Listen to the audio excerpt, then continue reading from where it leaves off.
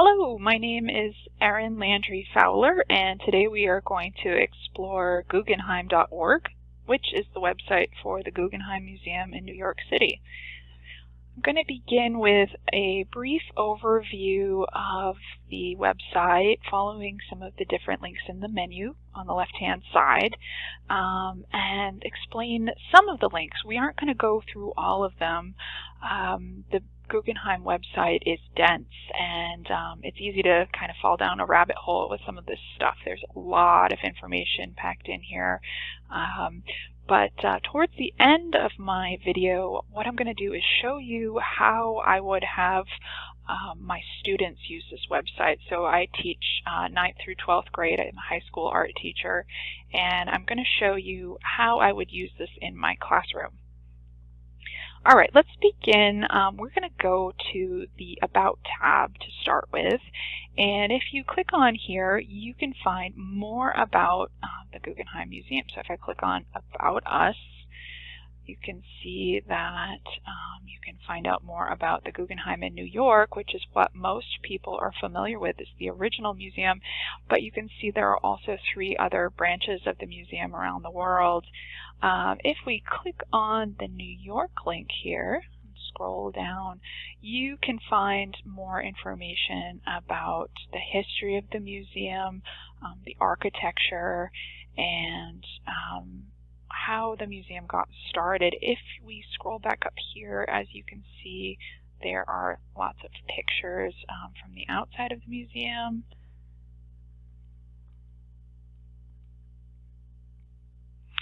And different images from the inside of the museum, including installations. This one's by Jenny Holzer, so some of her LED installations working with the architecture of the Guggenheim. So these images are kind of fun. You can see various artworks and installations. All right, let's go back to About. I usually would recommend that you continue using this side panel over here when you're trying to find out more about the collection. As I said, the website's pretty dense, and using the back button doesn't always work super well on this website. So I'm just going to keep coming back to About. So there's a link here that gives you more history of various collections, different initiatives, and things like that that have happened in the museum's history. There's more information about the individual collections, and you see this link quite a bit on many of the pages, that you can find out more about the artwork that the Guggenheim owns. There's a link for the foundation, the Guggenheim Foundation. There's a link for staff members so that you can find out who the curators, directors are, and so forth. I wouldn't probably use these quite so much in my classroom, but I would use the link for news. And if we click on news, you can see that there are different postings for things going on in the month. So for Memorial Day, Guggenheim was offering free admission to military families.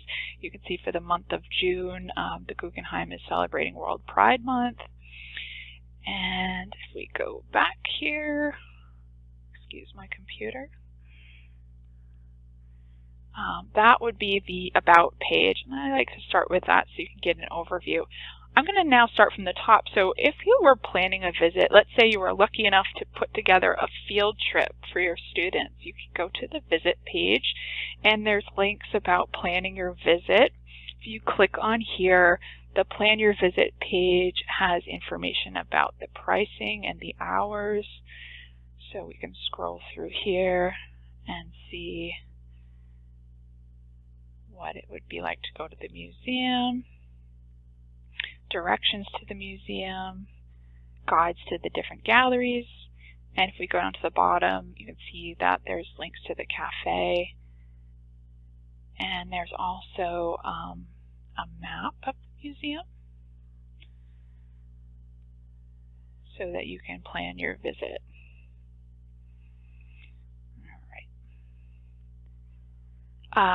Also under here we have links to exhibitions, so these would be the current exhibitions.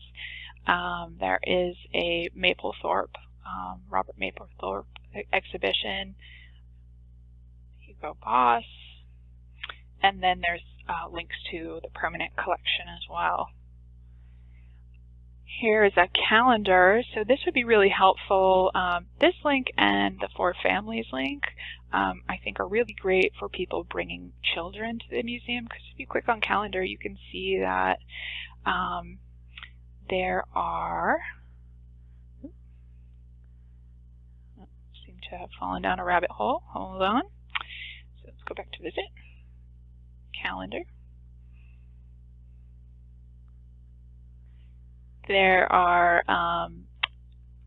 there's information about different things going on throughout the day. So you can see open studios for families. So if you were bringing children to the museum, you could find out what to do with kids.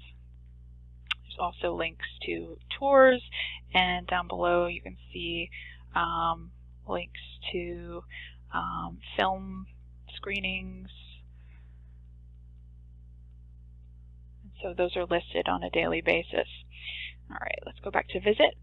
For group information, so for families, this is more of the same. It has links to things to do with kids,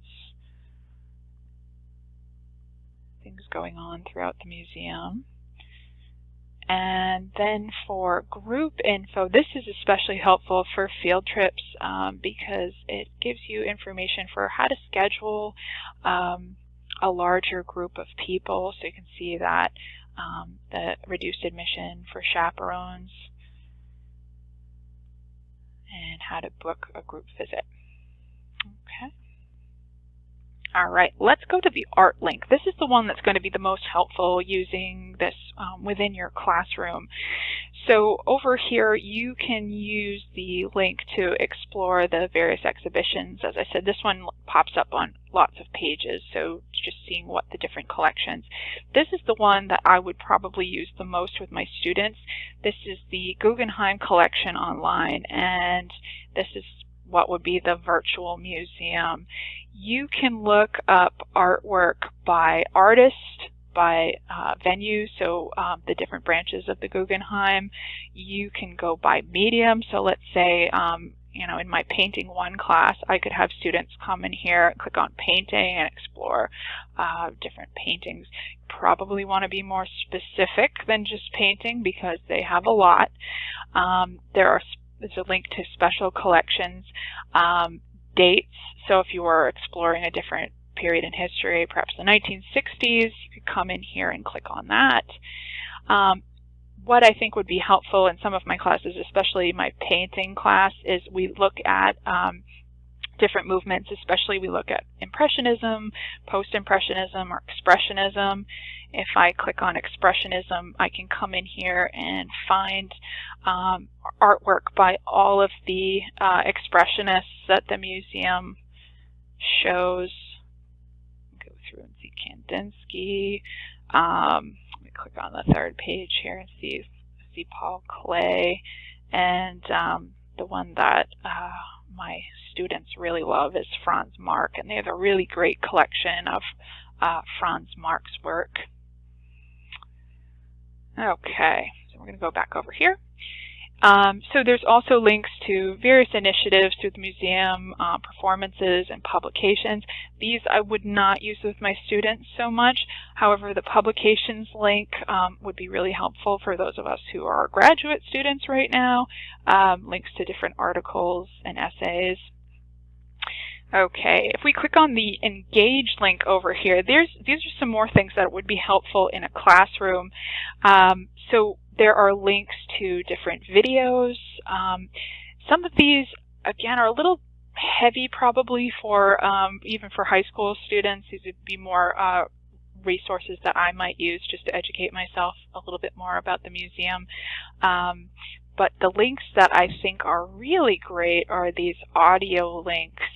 There's very short, usually about 3-minute links, where different artwork or artists are being discussed.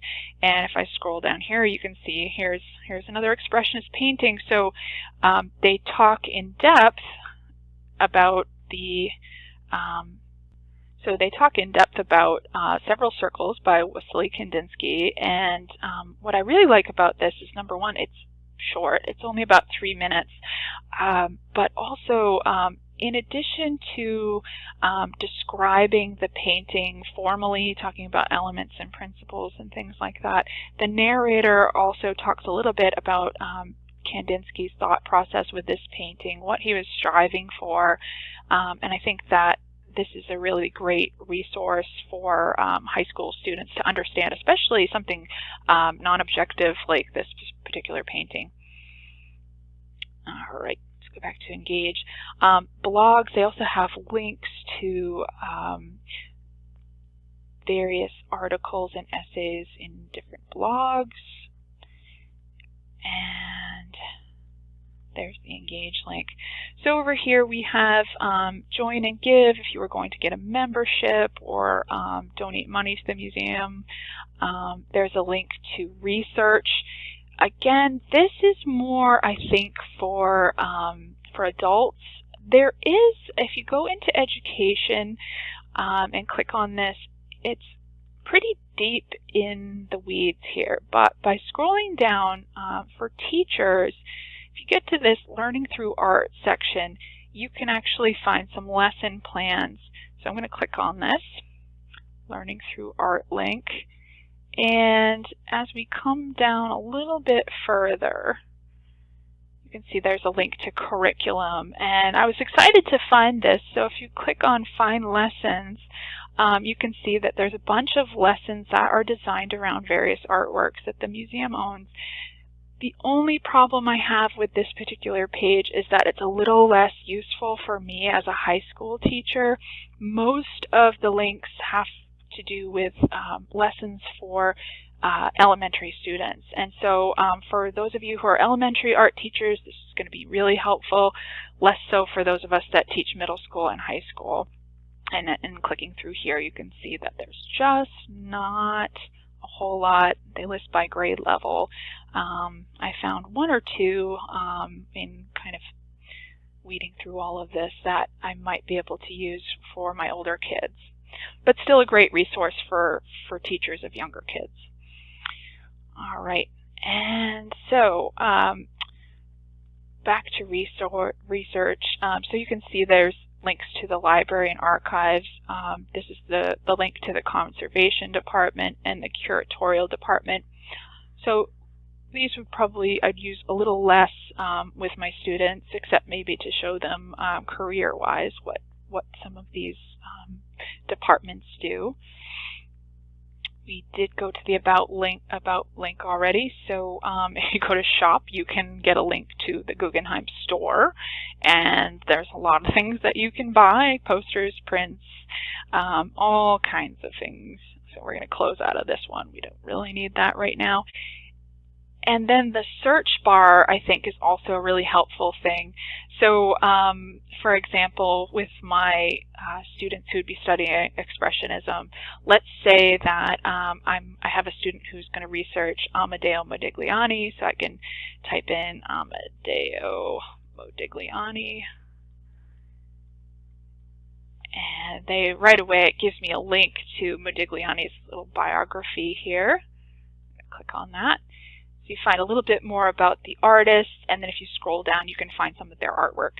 Now I'm pointing this one out because there is a lot of artwork on this website that is not appropriate for younger students. I'm a little bit more comfortable with my high school students using the website, but if your school has a really strict policy about students viewing this kind of stuff on their computers, that might be something that you want to go through ahead of time to make sure you're not violating that policy. All right, so in the next clip, I'm going to talk a little bit more about how I'm going to use this in my own classroom and show you how I would have my students use it as well.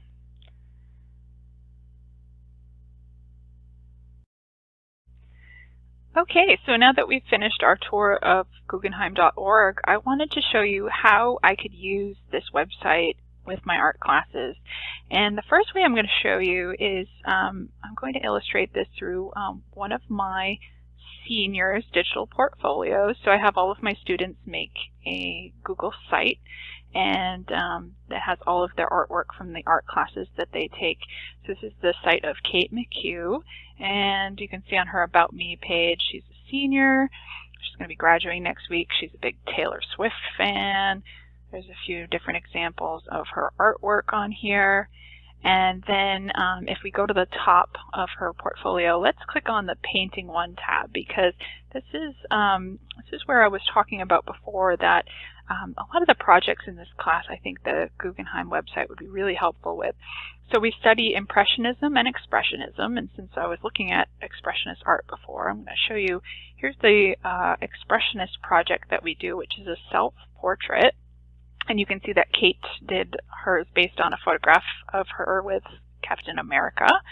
And here is her self-portrait using expressionist colors, that bold color palette, some expressive brush marks, and down at the bottom is her self-reflection. And then the other project, and this is where the website is going to come in really handy for me, I do a project called Painting in the Style of, and this is their final project in Painting One, where I ask the students to research an artist who inspires them. And so Kate chose Amedeo Modigliani, and you can see that she has pulled up 3 images of Modigliani's portraits. And so if she were to use the Guggenheim website, not only do we get this wonderful background information on Amedeo Modigliani, but if you click on the individual portraits, you also get some background information on the portraits. And it's a really just rich resource. It tells you the size, the dates, a lot of background information. And I think that that would help make that project even richer. And so if we come and look at Kate's page here, we scroll down, you can see she was analyzing Modigliani's work to see what it was like. And then we come down and you can see that she took a Taylor Swift album cover and translated it into Modigliani's style, which is pretty fun. And I really like this project because rather than just replicating the artist's work, they actually have to translate and kind of merge it into their own style as well. And so there's her final reflection. So I really think that the Guggenheim website would really help with this project. Now the last thing I want to show you, since I have a couple minutes left, is something that one of my colleagues pointed out, which is that if you go to Google Arts and Culture, the Guggenheim actually has a partnership with Google Arts and Culture, and so you can access their collections via the Arts and Culture website. And if you scroll down, you can see all of the artwork from the Guggenheim, and this is what's really cool. You can actually look inside the Guggenheim through Google Street View. So I can come around here and look at the interior space of the museum. And I think this is just wonderful for students who aren't going to be able to visit the museum anytime soon, is to just get a sense of what does this space look like. And you can actually click around and kind of pretend that you're in the museum. And down here you can see that there are different galleries that are photographed.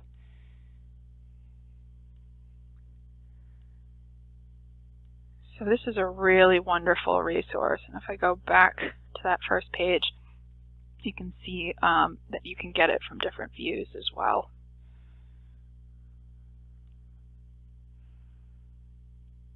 Just one more fun thing to use with Guggenheim.org.